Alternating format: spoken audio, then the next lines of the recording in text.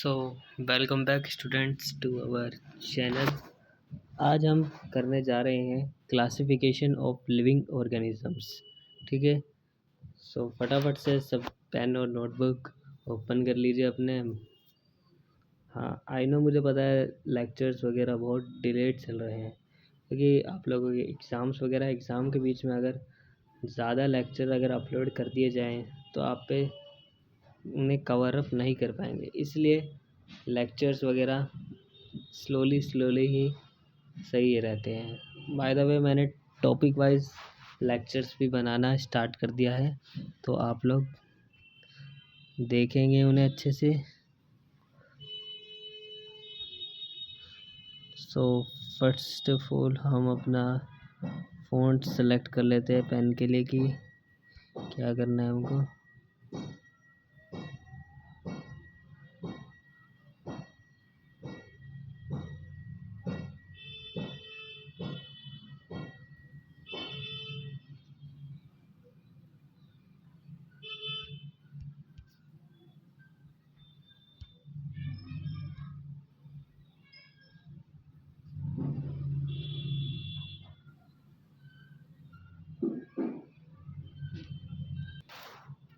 So start करते हैं lectures को।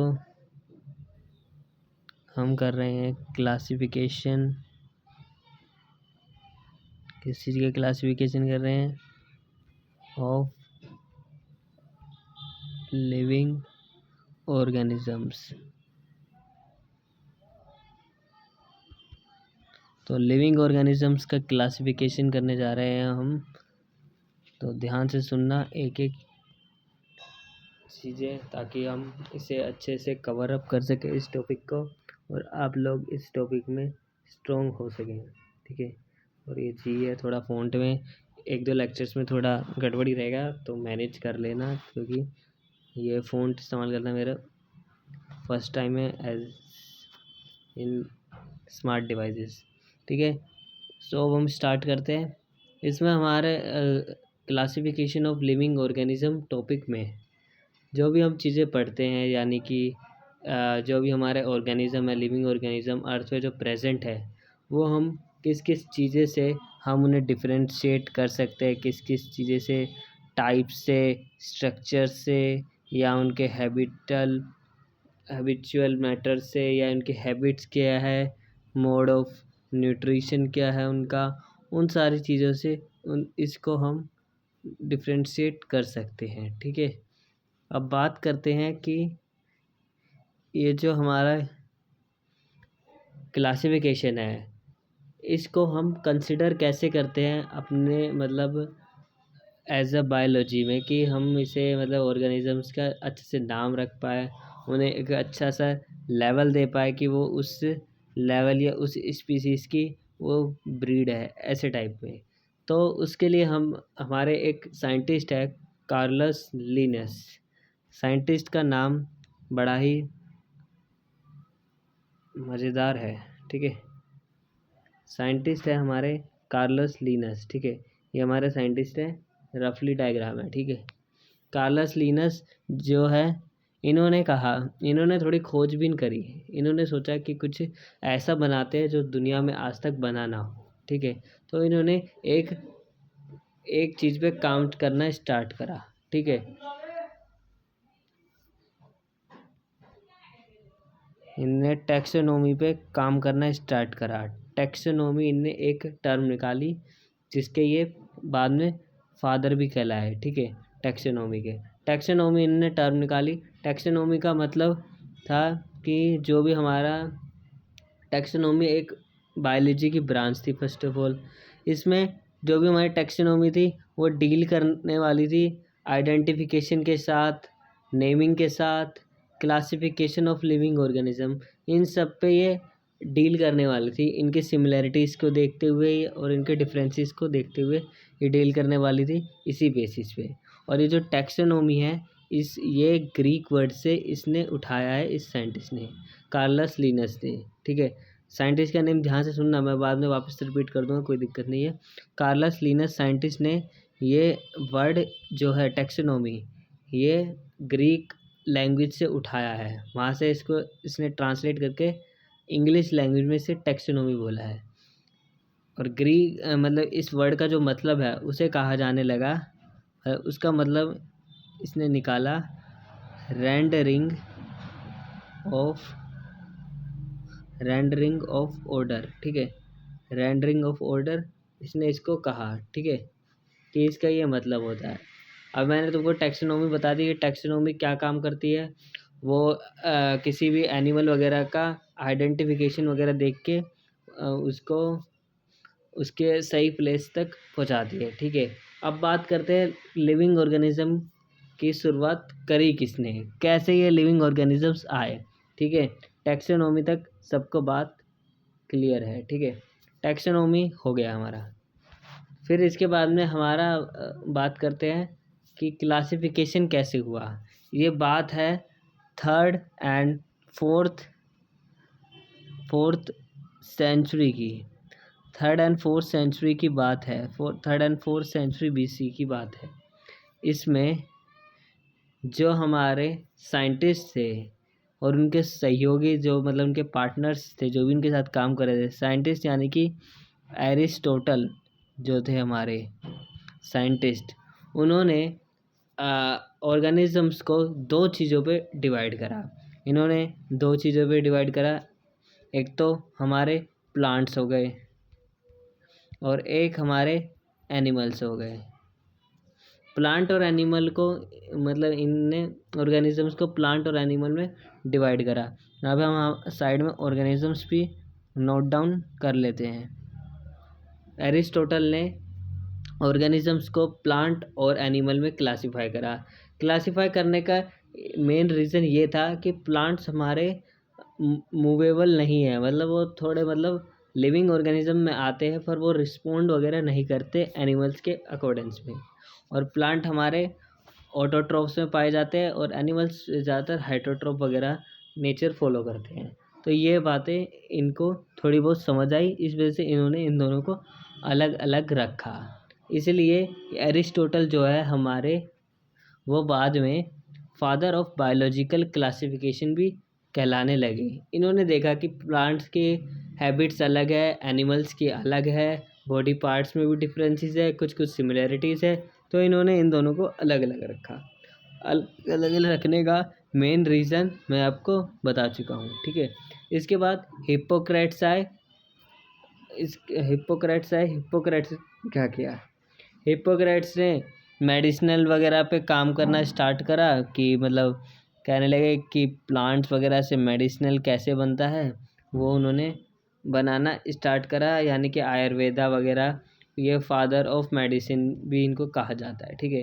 हिप्पोक्रेट्स को फादर ऑफ मेडिसिन भी कहा जाता है, फादर ऑफ मेडिसिन, ठीक है, इनको फादर ऑफ मेडिसिन भी कहा जाने लगा। इसके बाद में एरिस्टोटल और एरिस्टोटल के स्टूडेंट थियोक्रेटस जो थे, यहाँ पे मैं लिख देता हूँ,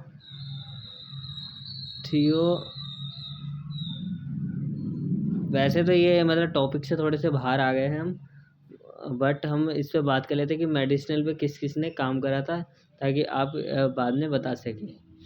ये यहाँ पे ईयर थोड़ा बहुत इम्पोर्टेंट है, 282 BC, ठीक है।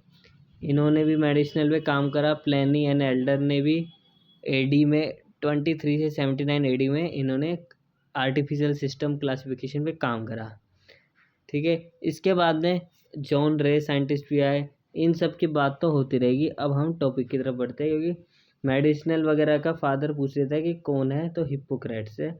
एरिस्टोटल बायोलॉजिकल क्लासिफिकेशन के फादर कहलाए जाने लगे। इसके बाद में जब एरिस्टोटल ने हमें प्लांट्स और एनिमल का ये जो टर्म है ये दे दिया, तो इसको कहा जाने लगा। अब लिविंग ऑर्गेनिज्म को हम डिवाइड करेंगे, किस में डिवाइड करेंगे, किंगडम्स में।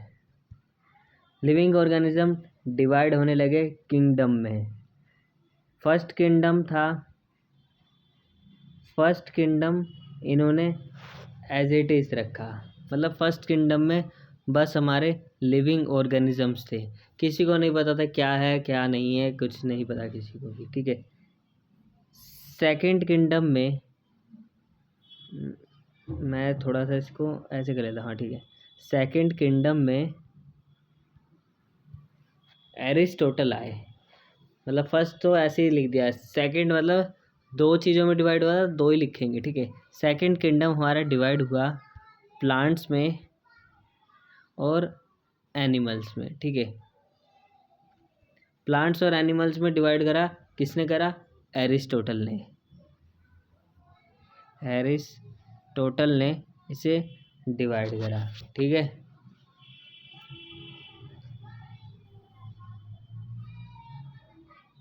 एरिस्टोटल ने मतलब इसको प्लांट्स और एनिमल्स ही रहने दिया, मतलब स्टार्टिंग में इसने बस ये करा, प्लांट्स और एनिमल को इसने बोला कि लिविंग ऑर्गेनिज्म प्लांट्स और एनिमल्स है। उसके फर्दर इसको डिस्क्राइब अच्छे से करा गया कार्लस लिनस के थ्रू, क्योंकि कार्लस लिनस एक ऐसा बंदा था जिसने टैक्सोनॉमी नाम की टर्म की खोज कर दी थी, जिससे पता लगेगा कि हैबिटेट किसका अलग है और किसका मोड ऑफ न्यूट्रिशन अलग है। उसके वजह से उसका वो पता लग जाएगा कि कौन सी ब्रीड का है।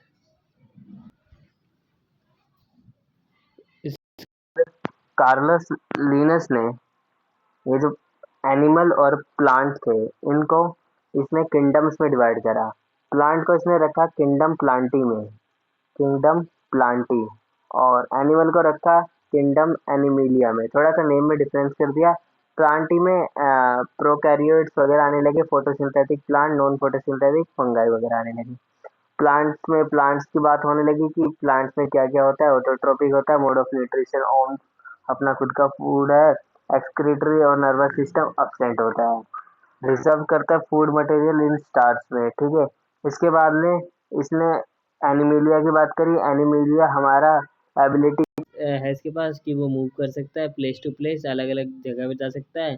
इसका फूड रिजर्व होता है ग्लाइकोजन के पास में, और प्लांट्स का रिजर्व होता है स्टार्च में, जो कि तुम लोगों को पता है, तुम उनका डिफरेंस भी लिख सकते हो अगर तुम्हें पता है तो। इसमें एक्सक्रीटरी और नर्वस सिस्टम दोनों वेल डिफाइंड, मतलब दोनों प्रेजेंट होते हैं, ठीक है। इसके बाद में हमारे नेक्स्ट किंगडम की बात करते हैं, जो कि है third kingdom classification.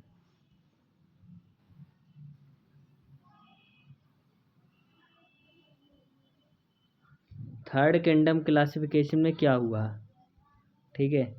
Third kingdom में हमने प्लांटी पढ़ा, एनिमिलिया पढ़ा। इसके बाद में थर्ड में हमें एक और चीज़ें देखने के लिए मिली। वो चीज़ें किसने ऐड करी वो मैं आपको साइंटिस्ट का नेम अभी बताता हूँ।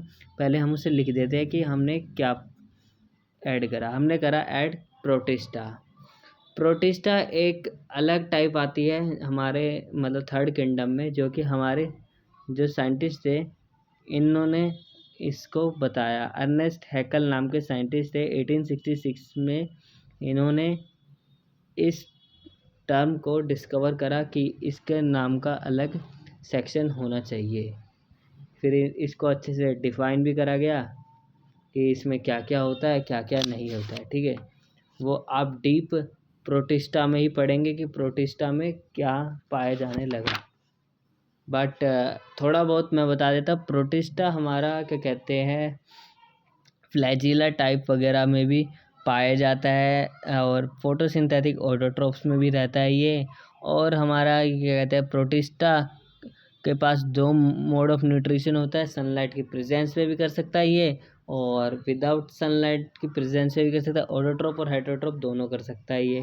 यूग्लिना इसका एग्जाम्पल हो गया, और जू प्लैंक्टन्स भी इसके एग्जाम्पल के अंदर आते हैं, ठीक है।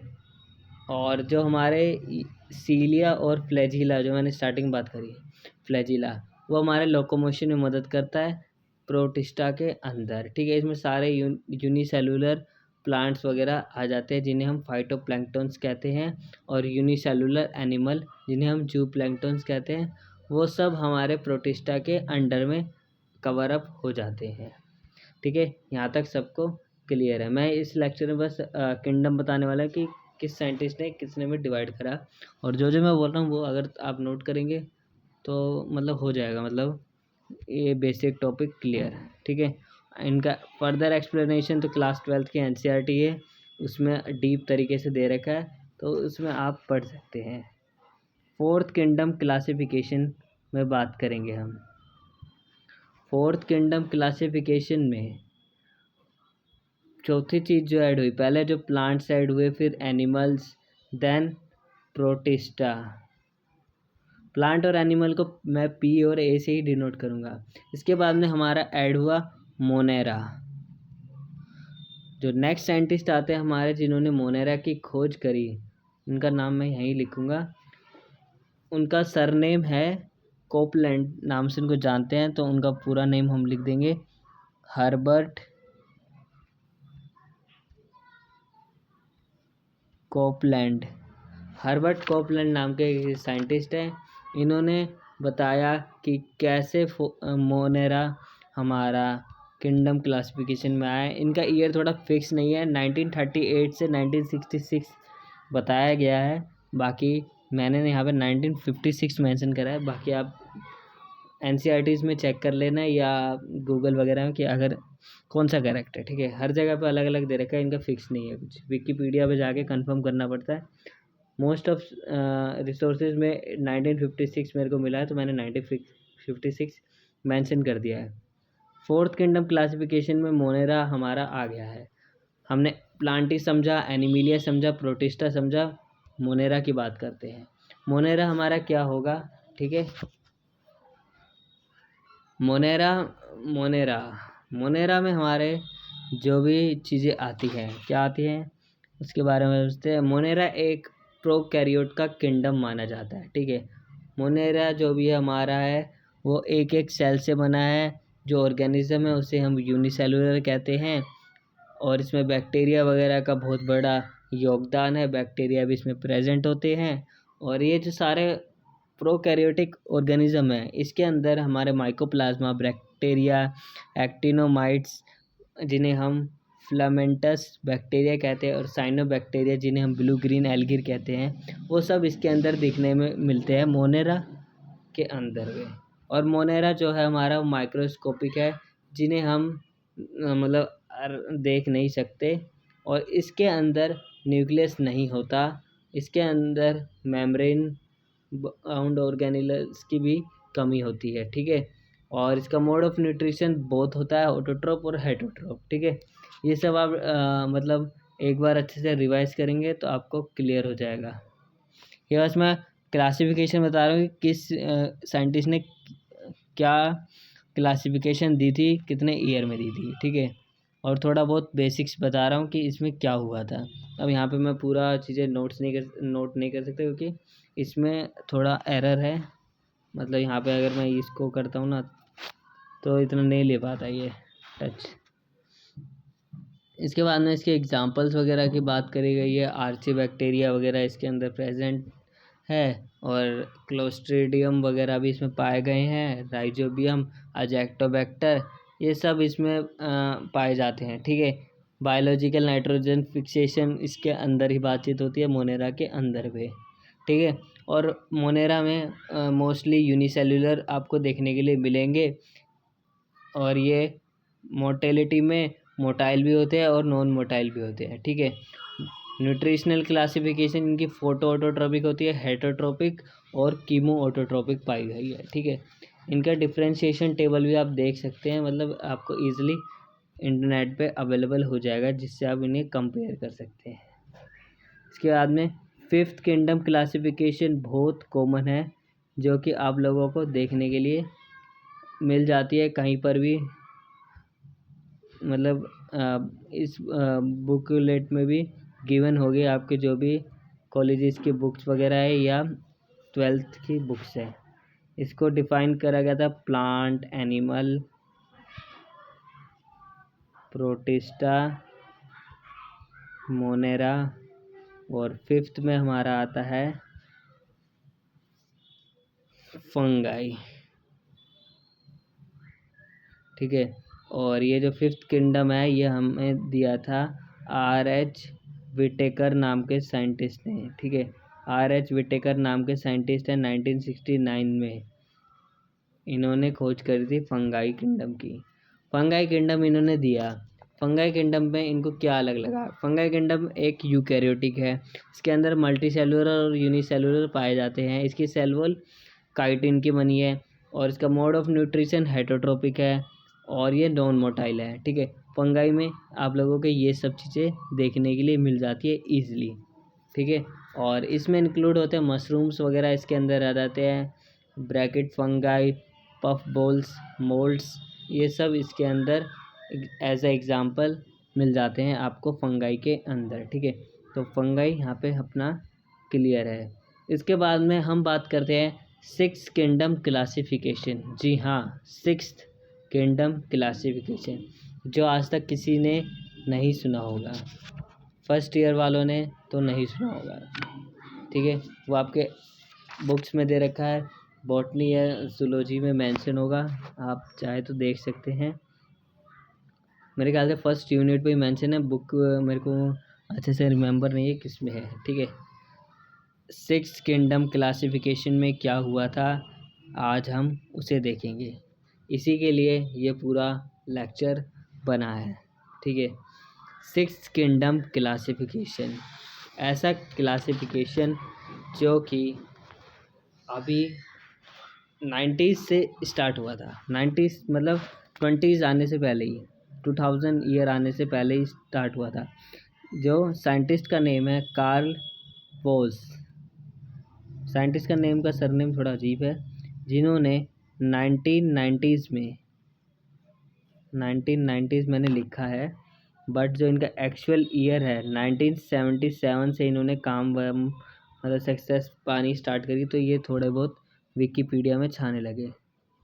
ठीक है, तो फिर क्या हुआ कि सिक्स किंगडम क्लासिफिकेशन हमारा आया, तो सिक्स किंगडम क्लासिफिकेशन में इन्होंने करा क्या करा इन्होंने जिससे इनका नाम हो गया।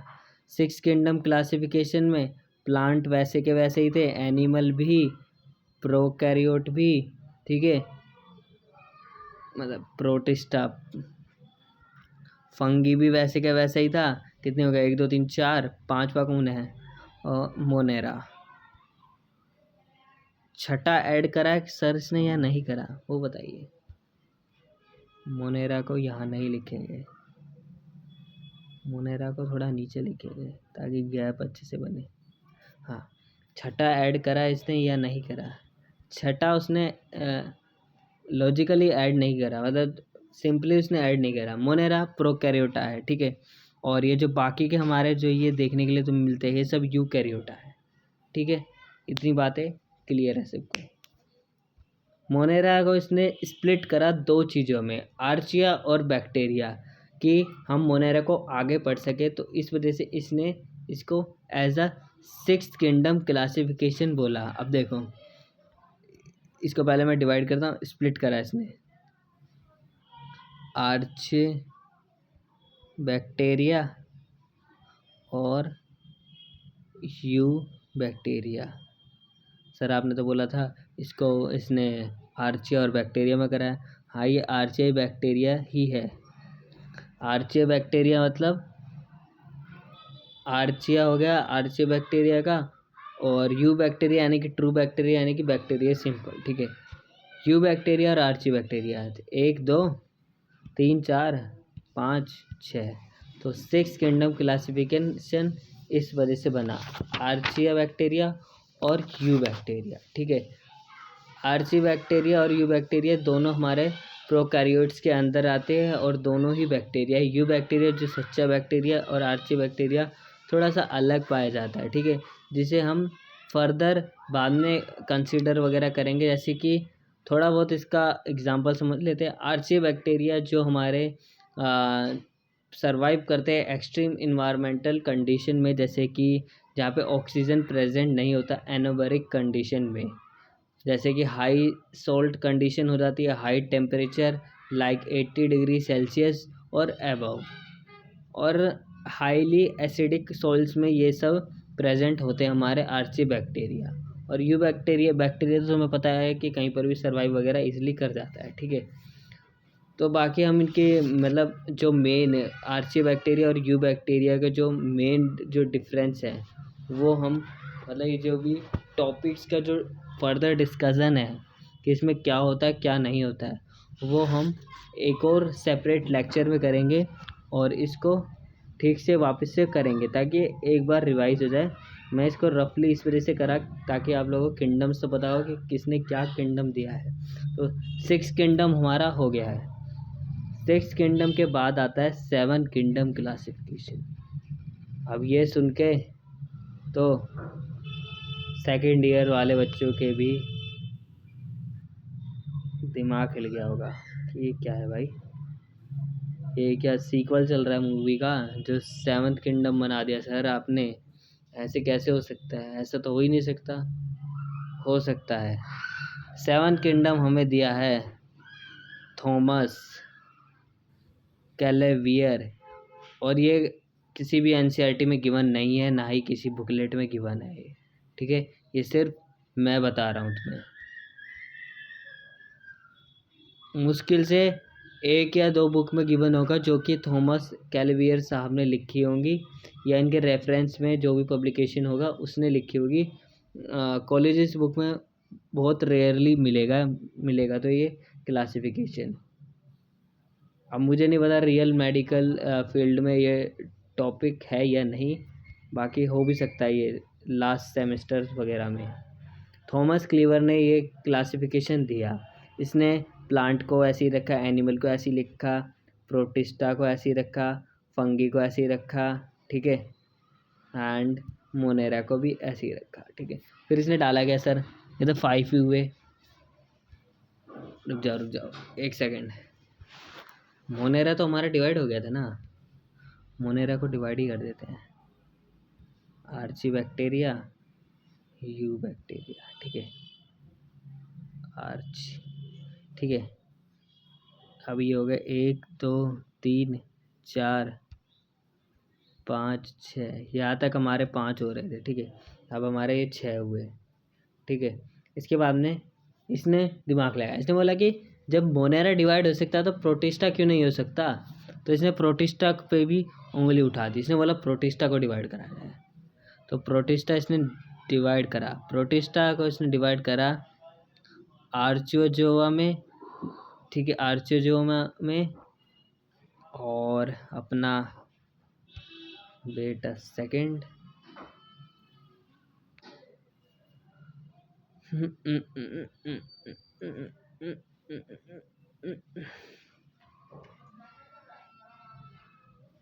आर्चोजोआ, प्रोटोजोआ और अपना क्रोमिस्टा, ठीक है। इसमें इसने इसको 3 चीज़ों में डिवाइड करा गया। इसके एग्जांपल जो भी इस प्रोटिस्टा में पढ़ाए गए हैं, इसको इसने इसमें डिवाइड करा। अब तुम बोलोगे कि सर ये तो बहुत ज़्यादा हो गए, इधर पे 5 है, मतलब 6 7 8 9 हो गए, ये तो 7th किंगडम क्लासिफिकेशन, 9 किंगडम कहाँ से आ गया। नहीं, ऐसा कुछ भी नहीं हुआ। आर्चोजोआ जो है वो हमारा प्रोकैरियोटा माना गया है, ठीक है। और जो protozoa, Chromista, Plantae fungi, Protista, fungi जो भी हमारे एनिमिलिया है, ये सब हमारे यूकैरियोटा है, ठीक है। एंड जो हमारा मोनेरा था वो भी प्रोटिस्टा में पाया गया। प्रोटिस्टा हमारे 2 हो गए, एक ये और एक ये, ठीक है। अब इसने यहाँ पे इसने मोनेरा के जो टाइप्स है आरसी बैक्टीरिया और यू बैक्टीरिया, इसने बोला कि आरसी बैक्टीरिया और यू बैक्टीरिया के तो हमने अच्छे से डिफाइन कर दिया है, तो इनकी ज़रूरत क्या है इस पर। तो इस वजह से इन्होंने ना इसको साइड में रखते हुए सिंपली एक टर्म लिया है। क्या टर्म लिया है इन्होंने, इसको बोला कि थोड़ा सा साइड में रखो इसको बढ़िया करके, और एक कॉमन टर्म यहाँ पे ले लो इनके लिए ताकि बढ़िया से काम आ जाए। तो इसने इसको बैक्टीरिया रखा है इधर पे, ठीक है। अब इधर पे हमारे पास कितने क्लासिफिकेशन आ जाते हैं, 1 2 3 4 5 6 7, वेट अ सेकेंड, 7 ही हैं गाइस, देखो ध्यान से। प्लांटी एनिमिलिया, प्रोटिस्टा को डिवाइड करा, 1 2 3 4 5 6 और ये 7, ठीक है। तो मैं इसको एक बार नेक्स्ट पेज पे अच्छे से क्लियरली लिख देता हूँ क्योंकि 7th किंगडम है तो बहुत रेयरली देखने के लिए मिलता है, और ये रेयरली मटेरियल ठीक से पढ़ना चाहिए। कैसे हुआ, यहाँ से मैं प्रोटिस्टा लिखता हूँ ऊपर हल्के में, ठीक है। प्रोटिस्टा ने हमको दिए आर्कियोजोआ, ठीक है, और अब सही है, ठीक है। आर्कियोजोआ,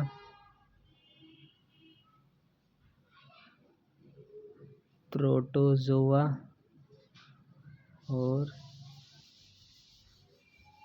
क्रोनिस्टा, ठीक है।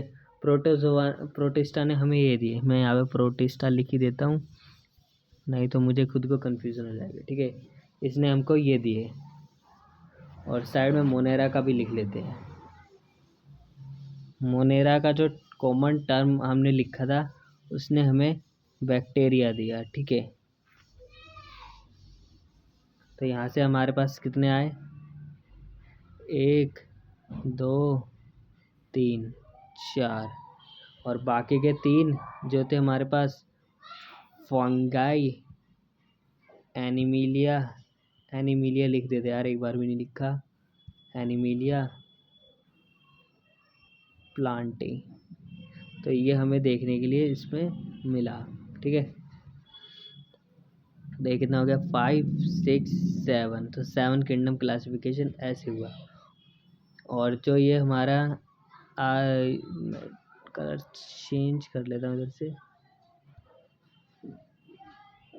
ये इधर से ये दोनों हैं, ये अपने प्रोकैरियोट्स में पाए जाते हैं, ठीक है। और ये जो बाकी के जो अपने हैं, जो बाकी के जो भी बचते हैं, ये भी जो ये हमारे यूकैरियोटा है, यूकैरियोटा, जो कि फर्दर हमें बताया भी गया था, ठीक है, साइंटिस्ट के द्वारा। ये देखो इधर पे सबको क्लियर होगा। मोनेरा का बैक्टीरिया है, बैक्टीरिया कैसे आया, तो इधर पे दिखा देता हूँ मैं ऊपर। 6 किंगडम में आर्चे बैक्टीरिया और यू बैक्टीरिया से आया, ठीक है। इसके बाद में मतलब 7th किंगडम क्लासिफिकेशन यहाँ तक सबको क्लियरली मेंशन हो गया और समझ भी आ गया। थॉमस क्लेवर स्मिथ ने, ईयर लिखना मैं भूल गया था, 1987 में, 1-2 ईयर का गैप भी हो सकता, कोई दिक्कत नहीं है, बाकी 87 कन्फर्म है, ठीक है। इसके बाद में हम बात करते हैं 8th किंगडम क्लासिफिकेशन, जो कि मतलब अभी लिटरली मतलब अभी लेटेस्टली आया था। मतलब इसमें शायद या तो काम चल रहा है, अब तक कोई साइंटिस्ट कर नहीं पाया है थॉमस साहब के बाद। ये भी थॉमस ने दिया है, ठीक है। 1993 से 1998 है शायद, या 2000 भी हो सकता है, पता नहीं, मेरे को इतना कंफर्म नहीं है। ये भी मैंने कहीं से डिस्कवर्ड करा है, मतलब डिस्कवर्ड खोजा है, ठीक है, ताकि आप लोगों को पता लगे कि ये भी है, कुछ है 8th किंगडम करके भी। इसमें 8th किंगडम में क्या हुआ क्या नहीं हुआ वो मैं आपको बताता हूँ, ठीक है। 8th किंगडम, प्लांटी को ऐसे कैसे ही रख दो, एनिमिलिया को ऐसे कैसे ही रख दो, फंगी को ऐसे कैसे रख दो, इसमें कुछ नहीं हो कर रहा, ठीक है। इसके बाद में प्रोटिस्टा यहाँ लिखो, मोनेरा यहाँ लिखो, ठीक है। जैसे कि मैंने आपको ऊपर बताया, इन तीनों में कुछ नहीं करना, ठीक है। इनका तो वेल डिफाइन है कि ये प्लांट है, ये एनिमल है, फंगाई के अंदर जो भी आता है मॉड्यूल्स वगैरह वो सब प्रेजेंट होते हैं। इसके बाद प्रोटिस्टा के जो 2 टाइप्स थे, यू बैक्टीरिया और आर्के बैक्टीरिया, वो यहाँ लिख दो। और मोनेरा में मतलब या क्या कहते हैं, मैंने गलत लिख दिया क्या, प्रोटिस्टा में हमारे आर्कजोआ, यहाँ पे मोनेरा कर लो, यहाँ पे प्रोटिस्टा कर लो, गड़बड़ हो जाएगी नहीं तो।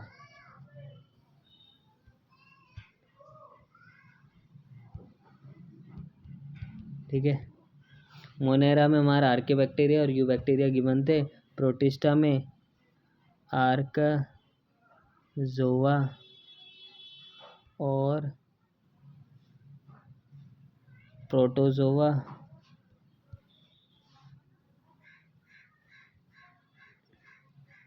और थर्ड यहाँ पे लिख देते हैं नीचे क्रोमिस्टा गिवन है।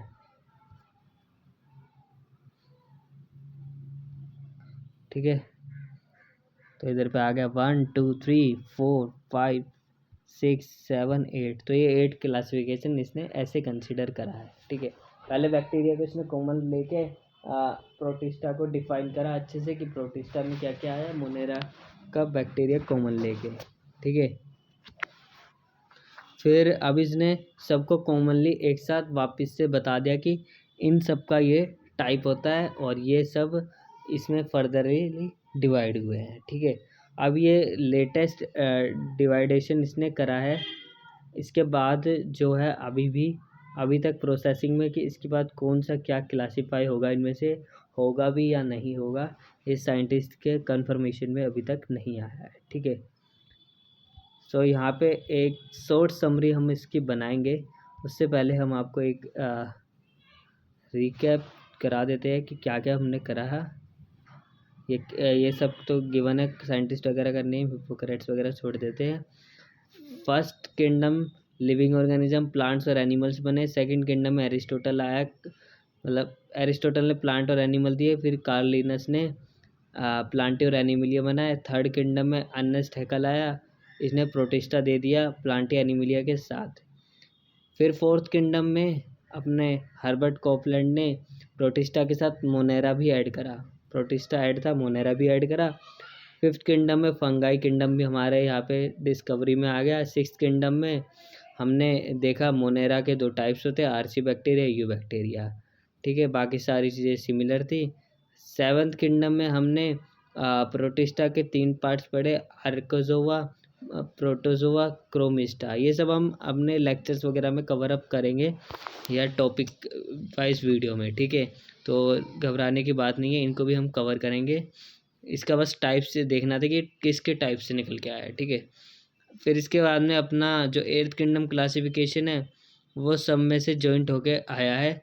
जैसे कि यहाँ से देख लीजिए, मोनेरा के टाइप्स है, प्रोटिस्टा के टाइप्स है, बाकी 3 ने यहाँ पे कॉमन है, इनको सबको जोड़ के 8 हो रहा है। तो ये 8 किंगडम क्लासिफिकेशन है। बाकी फर्दर अगर कोई क्लासिफिकेशन इसमें, जैसे मान लीजिए आर्कोसोवा के आगे कोई 2 टाइप्स और बनते हैं, कोई और नए ब्रीड वगैरह के एनिमल्स या प्लांट्स आपको देखने के लिए मिलते हैं, एनिमल्स वगैरह देखने के लिए मिलेंगे या बैक्टीरिया, तो इसको आगे डिवाइड करा जाएगा तो नया किंगडम आपको देखने के लिए मिल सकता है। तो 8th किंगडम हमारे यहाँ पे लास्ट माना जाता है। 9th बहुत इसके चांसेस मेरे ख्याल से 0.1% भी नहीं है, इससे भी कम होंगे भाई चांस, क्योंकि ये आपको देखने के लिए अभी मिलेगा ही नहीं। ठीक है, तो समरी, शॉर्ट समरी क्या होगी? शॉर्ट समरी ये होगी कि साइंटिस्ट के नेम लिख देते हैं, कार्लस लीनस। एरिस्टोटल का नहीं लिखेंगे क्योंकि एरिस्टोटल सबको पता है, कार्लस लीनस। फिर इसके बाद में कौन आया था? अर्नेस्ट हैकल। फिर हर्बर्ट कॉपलैंड। ठीक है, इसके बाद में या लिख दो, एरिस्टोटल भी लिख दो, नहीं तो ये 5 नहीं बनेंगे। एरिस्टोटल, ठीक है, और फिर R.H. विटेकर। इसके बाद में कार्ल वोस। इसके बाद में थॉमस कैविलियर स्मिथ। फिर इसके बाद में थॉमस कैलिवियर स्मिथ। ठीक है, तो इन्होंने ये क्लासिफिकेशन दी। ये हमारा 1 मिनट में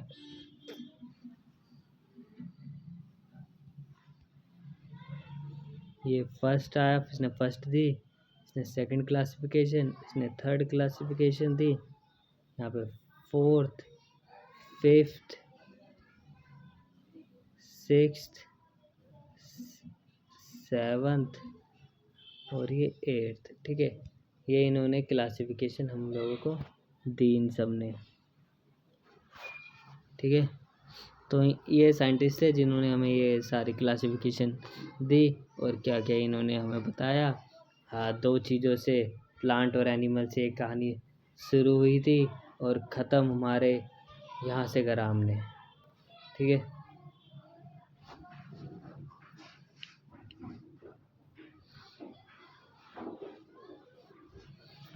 तो इसको अगर आप चाहो तो एक बार अच्छे से लिख सकते हो।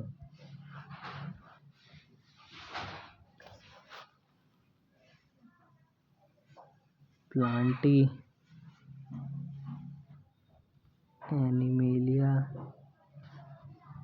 फंगाई। ठीक है, प्लांटी एनिमेलिया फंगाई प्रोटोजोआ क्रोमिस्टा। ठीक है, कितने हो गए? 5 हो गए। फिर आर्कोजोआ 6। फिर इसके बाद में अपना यू बैक्टीरिया लिख देते हैं और फिर आर्चे बैक्टीरिया। कितना हो गया? 1 2 3 4 5 6 7 8 8 क्लासिफिकेशन हो गई इधर पे। तो ये मैंने इस साथ में से लिखे हैं कि हम इसमें डिफरेंस बता सकें कि क्या क्या है। ठीक है, देखो, प्लांटी एनिमेलिया फंगाई प्रोटोजोआ क्रोमिस्टा। ठीक है, ये हमारे हैं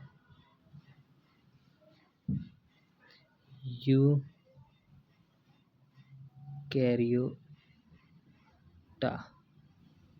ठीक है,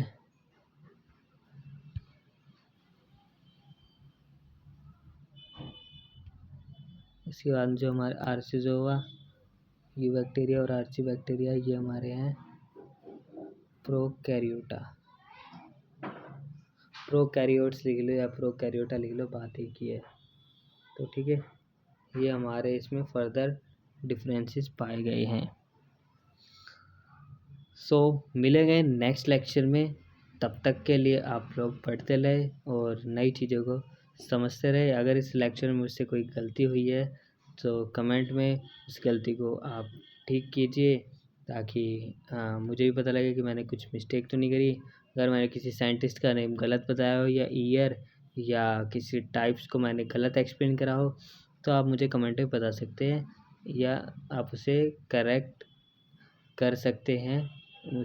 मैं फिर आप मेरे कम्युनिटी पोस्ट शायद से इनेबल है तो कम्युनिटी पोस्ट में पोस्ट कीजिए और अपना सही आंसर डालिए कि इसका ये होगा सर, ये नहीं होगा, तो मैं उसको फर्दर रिकरेक्ट करूँगा या नेक्स्ट वीडियो में उसको अच्छे से एक्सप्लेन करूँगा कि इस स्टूडेंट ने इसको करेक्ट करा है। ठीक है, सो मिलेंगे नेक्स्ट वीडियो में। तब तक के लिए बने रहें हमारे चैनल पे और पढ़ते रहें।